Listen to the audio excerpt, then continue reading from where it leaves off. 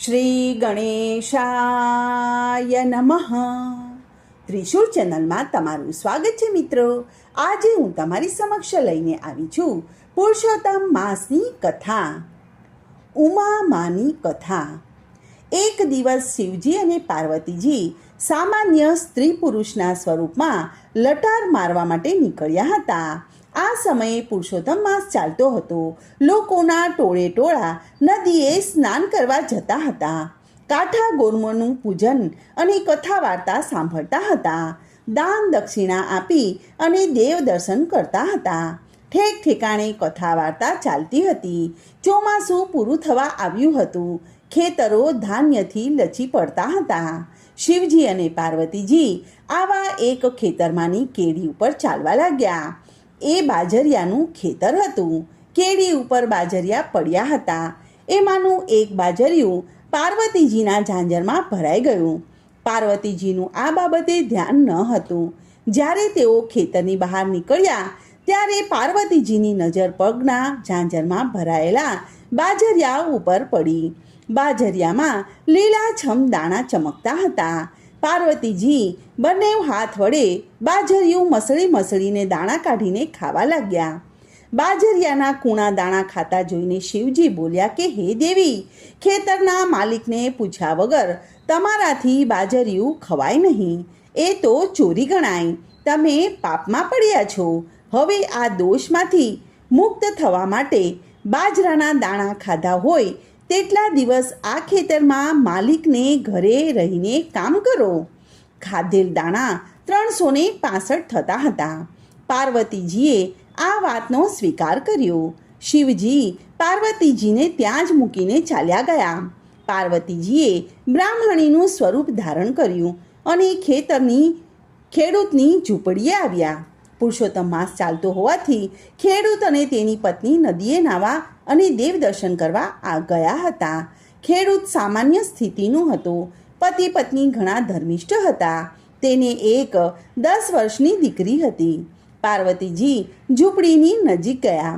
ખેડૂત પતિ પત્ની ઘેર આવ્યા એટલે પાર્વતીજીએ તેમને કહ્યું કે હું એકલી છું, મારું કોઈ નથી, મને કામે રાખશો?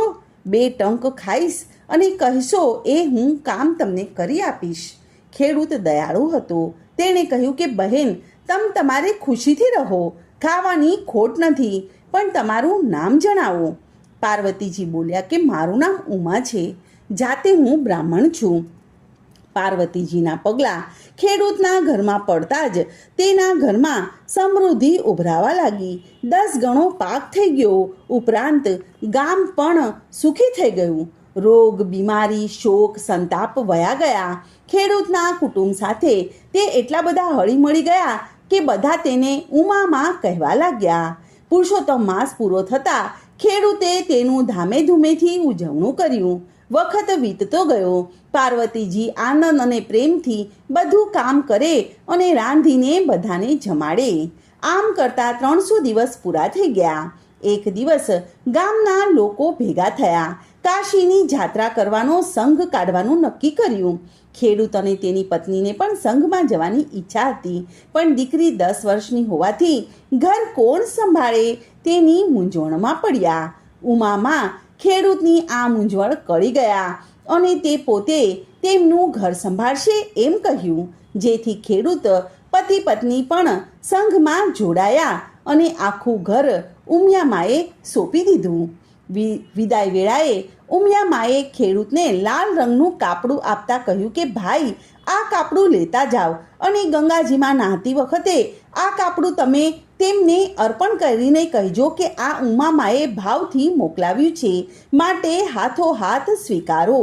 ખેડૂત મનમાં હસ્યો, પણ ઉમામાને ખોટું ન લાગે એટલા માટે કાપડું લઈ લીધું અને પોટલામાં મૂકી દીધું. સંઘ તો વાજતે ને ગાજતે રવાના થયો. પુષ્કળ ગાડા જોડાયા. રસ્તામાં આવતા યાત્રાધામના દર્શન કરતા સંઘ કાશીએ પહોંચ્યો. આખો સંઘ ધર્મશાળામાં ઉતર્યો. સ્નાન કરી કાશી વિશ્વનાથના દર્શન કર્યા. પછી ભોજન લઈને બધા સૂઈ ગયા. બીજે દિવસે પ્રાંતકાળે સૌ ઉઠી અને નિત્ય કર્મથી પરવારી મણિકર્ણિકાના ઘાટ ઉપર સ્નાન કરવા ગયા. ગંગા સ્નાનનો એટલો બધો હરખ હતો કે ઉમામાનું કાપડું પોટલામાંથી લેવાનું જ રહી ગયું. પોટલું ધર્મશાળામાં જ પડ્યું રહ્યું. સ્નાન, ધ્યાન, દેવ દર્શન અને દાન દક્ષિણામાં 5 દિવસ વીતી ગયા. સંઘ પાછો ફર્યો. પાછા ફરતા અડધા રસ્તે ખેડૂતને યાદ આવ્યું કે ઉમામાનું કાપડું તો પોટલામાં જ રહી ગયું છે. ખેડૂતનો જીવ બળવા લાગ્યો. એ તો ગયો સંઘ પતિ પાસે અને જઈને વિનંતી કરી કે સંઘ 5 દિવસ અહીં રોકાય તો હું કાપડું ગંગામાને દેતો આવું. સંઘના આગેવાને જંગલમાં રોકાવાની ના પાડી દીધી. એટલે ખેડૂત અને તેની પત્ની એકલા પાછા કાશીએ ગયા. આ બાજુ સવાર પડતા જ સંઘના આગેવાને સંઘને આગળ વધવાનો આદેશ આપ્યો. રાવટીઓ સંકેલાઈ લેવાણી અને બધાએ સામાન બાંધીને ગાડામાં મૂકી દીધો. ગાડાવાળાઓએ બળદને ઊભા કરવા કોશિશ કરી, પણ બળદ ઉઠતા જ નથી. બળદને લાકડી વડે ઘણા મારવા છતાં બળદ ઊભા થતા નથી. આખો સંઘ મૂંઝાઈ ગયો. હવે શું કરવું? આખરે થાકીને ફરી ત્યાં જ પડાવ નાખ્યો.